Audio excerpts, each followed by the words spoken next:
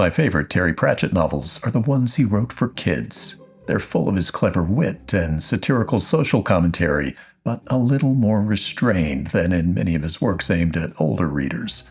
The books include the first novel he ever published, a trilogy from early in his writing career, a sequence of Discworld novels centered around a young witch, and a Discworld novel written as a parody of a traditional folktale. Despite their diverse settings, nearly half of them aren't set in Discworld. They share a common thread with a handful of classic children's stories that likely inspired Pratchett. In this video, I discuss some of his works for kids and how they relate to earlier classics. Pratchett's first work of fiction, The Carpet People, was written and published twice. He wrote the first version when he was only 17, and it was published a few years later in 1971 to little fanfare and paltry sales. 20 years later, he decided to revise and expand the novel, transforming it from a simple tale of adventure to one containing more of the social satire for which he was then becoming famous. The revised edition is the one currently in print. The main characters are tiny people the size of pollen grains who live down in the strands and threads of a carpet. Their known world is defined by the boundaries and life cycle of the carpet. There are friends and foes that reside in the rug, as well as legends and folktales about monsters lurking in its uncivilized regions. There's also the looming threat of Fray that periodically disrupts and destroys their communities. The Carpet People believe the devastating Fray to be a natural, perhaps meteorological phenomenon, but there are hints it might simply be a Hoover vacuum cleaner instead. Pratchett embeds in the revised novel subtle commentary about philosophy, rationalism, competency, and different forms of government, among other topics. One of my favorite passages is when a character slyly defines a true philosopher as someone who thinks a lot and can talk entertainingly about it afterwards to keep an audience engaged. Pratchett's next foray into children's literature was The Bromeliad, a trilogy composed of the short novels Truckers, Diggers, and Wings, published in 1989 and 1990. Like The Carpet People, it isn't a Discworld story. Truckers introduces a race of gnomes, small beings a few inches high, who reside in hiding among us. A community of them have lived quietly in a stately old British department store for decades, isolated from the outside world in a stagnant and stratified society. When they discover the store is scheduled for demolition, they must quickly devise a plan to evacuate the premises and find a new home. The trilogy follows their bumpy path to a new and old home. It's a very clever satire about a society that suffers from a kind of Dunning-Kruger effect, leading its members to overestimate their own abilities and to dismiss the knowledge of others. They don't know what they don't know. According to their religion, the department store is the entire universe. Nothing exists outside of it, and gnomes are its divinely appointed masters. The humans who bustle about, oblivious to the existence of the gnomes, are considered low-intelligence beasts of burden whose primary purpose is to keep the gnomes supplied with food and other necessities. As a result, the store's impending destruction challenges the gnomes' knowledge of their world and their religious beliefs that underpin it. The afflicted gnomes are kind-hearted, but close-minded and prone to malapropisms and bumbling misadventure. Fortunately, they're aided in their journeys to safety and enlightenment by a migrating band of free-thinking gnomes from outside the store, who bring with them a mysterious box containing an artificial intelligence device that surpasses any of their understanding. Unusually for Pratchett, this is as much a science fiction story as it is a fantasy tale. The Bromeliad is my favorite work by Pratchett, and it's enjoyable for all ages, packed with useful life lessons imparted in Pratchett's inimitable comic style. I think it, or the first book Truckers alone, would make a terrific reading assignment for middle-grade classrooms. It's very fun and ripe with interesting discussion material. My runner-up favorite work by Pratchett is 2003's The We Free Men. the first book in his Tiffany Aching sequence of Discworld novels. Other books in the sequence include A Hatful of Sky, Wintersmith, I Shall Wear Midnight, and The Shepherd's Crown, which was the last book Pratchett wrote before his untimely death in 2015. In The We Free Men, Tiffany Aching is a 9-year-old girl who discovers that her recently deceased grandmother might have been a witch, and that some of her granny's magical aptitude might have passed down to her. When her younger brother is kidnapped by the Queen of the Fairies, Tiffany embarks on a rescue mission, armed only with her nascent magic and an iron frying pan. Fortunately, she has help in the form of the hilarious Nakmakfeegle, the titular We Free Men, who are a clan of rambunctious, thieving, uncouth, and conniving little blue fairy Scotsmen, a few inches high, with a craving for Granny Aching's home-brewed hooch.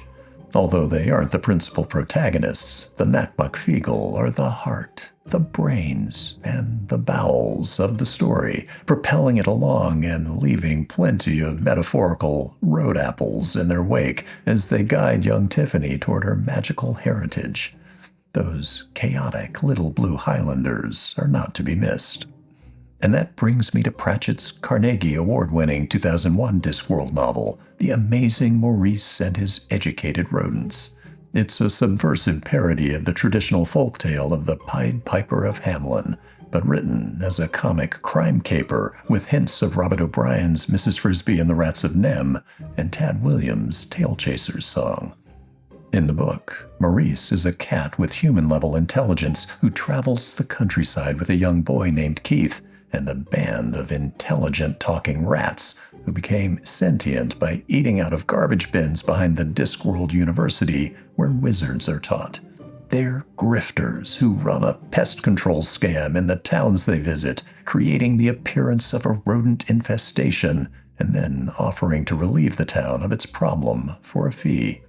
Maurice is the crafty criminal mastermind of the group, while the rats are its conscience. And they've just decided they want to go straight after one last grift.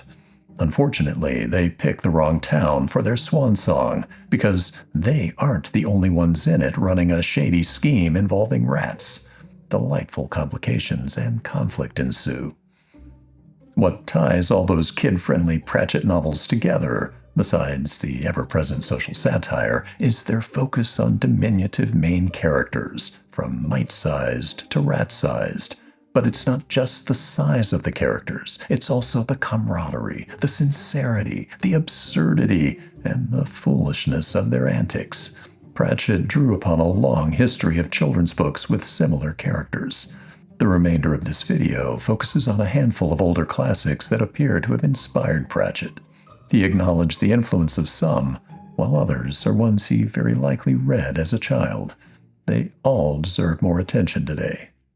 Pratchett's works can be viewed as spiritual successors to the incisive social satire and political commentary found in the works of 18th century essayist and fiction writer Jonathan Swift. Pratchett even acknowledged being inspired as a kid by Swift's 1726 novel Gulliver's Travels. Although originally written for adults as a disguised critique of English political, religious, and social customs and conflicts, Gulliver's Travels has been adapted for younger readers countless times over the past 300 years, often in abridged form, focused on the two most famous fantastical lands Gulliver visits, Lilliput and Brobdingnag, where reside, respectively, a tiny race of people a few inches high and a race of giants.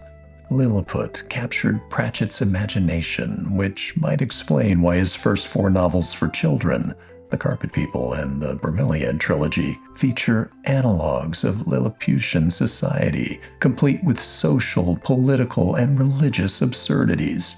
Actual Lilliputians also appear in T.H. White's classic 1946 children's novel, Mistress Masham's Repose, which Pratchett also cited as one of his all-time favorite books. It's a sequel to Gulliver's Travels, set in England 200 years after Gulliver's return from his voyage. I discuss it in some detail in a video I made 3 years ago about several overlooked fantasy classics for kids. A link to it can be found in the description of this video. In addition to Lilliput, Pratchett also cited the influence of a much-beloved 4-book series from his childhood by Mary Norton, published between 1952 and 1961, and consisting of the Carnegie Award-winning The Borrowers, The Borrowers Afield, The Borrowers Afloat, and The Borrowers Aloft.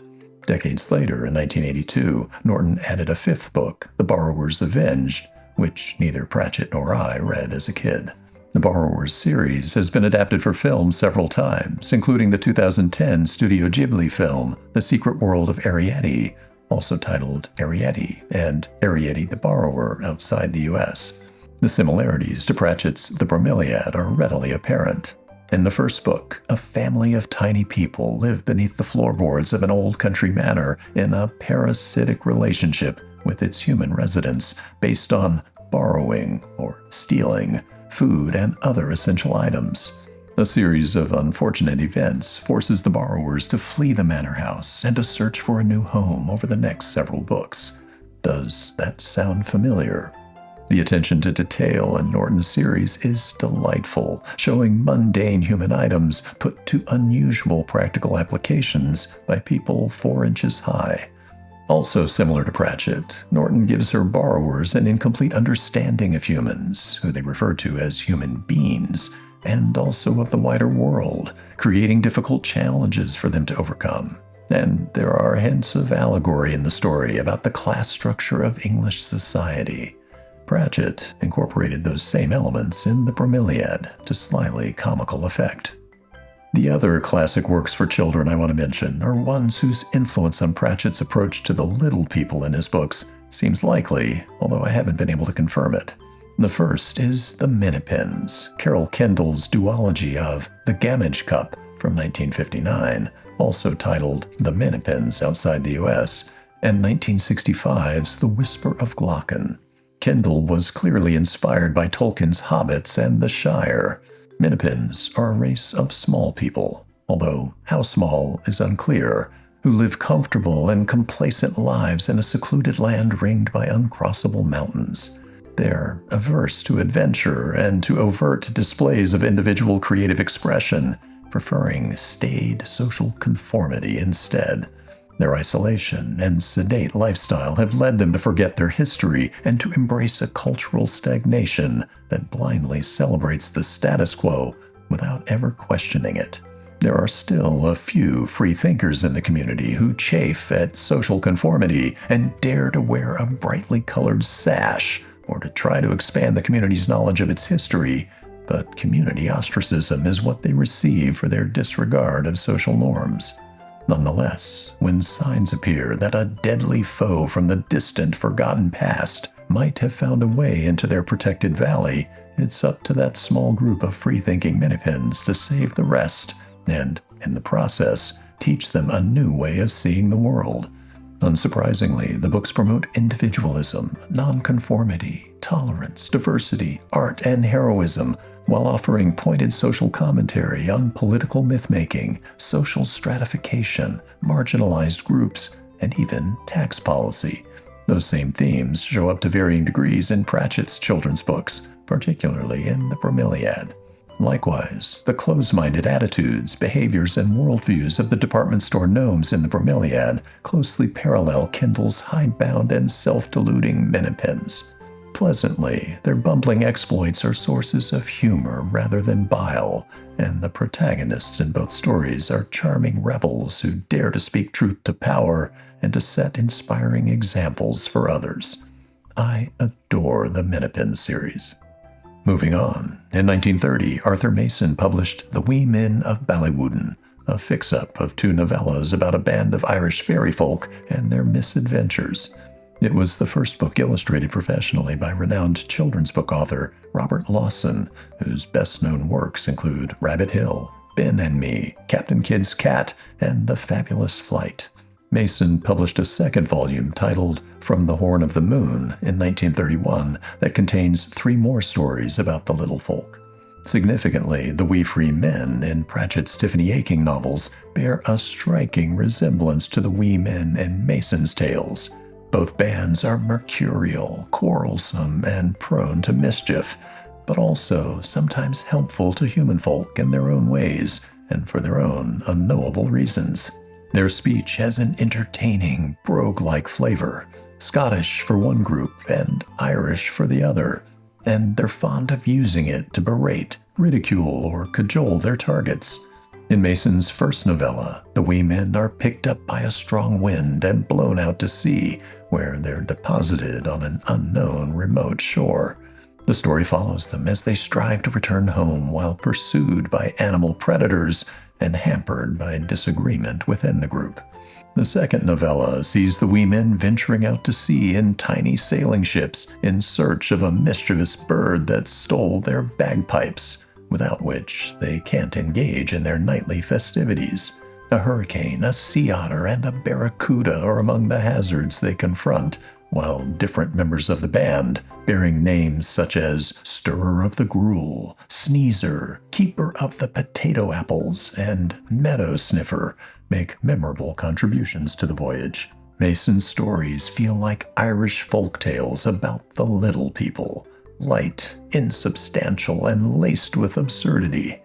The stakes are low and the plots are haphazardly constructed, but the characters in them are amiable and distinctive, making this a rewarding read. And the final book I want to highlight is the Carnegie Award-winning The Little Gray Men, published in 1942 by naturalist and illustrator Dennis Watkins Pitchford under the pen name B.B. It's a pastoral story of three gnomes named Baldmoney, Sneezewort, and Dodder, who are the last of their kind in all of Britain. A fourth gnome, their brother Cloudberry, has gone missing, and the trio must overcome their complacency and fears to attempt a cross-country journey in search of him. Imagine Mole, Rat, and Badger from Kenneth Grahame's The Wind in the Willows going on an adventure without Chaos Agent Mr. Toad, and you'll have a pretty good idea of this novel's pleasant tone and leisurely pace. The author showcases his background as a naturalist with beautiful descriptions of the countryside and its inhabitants, some of whom offer assistance to the gnomes, while others view them as prey. The pacing might be a little slow for most young readers today, but adults with an eye for charming and wistful tales about times gone by can find a lot to appreciate in it. Its connections to Pratchett's works is more tenuous than that of the books I discussed earlier, but the important roles played in it by intelligent animal characters aligns well with Pratchett's story of Maurice and his rats. I hope you'll consider giving these books a try.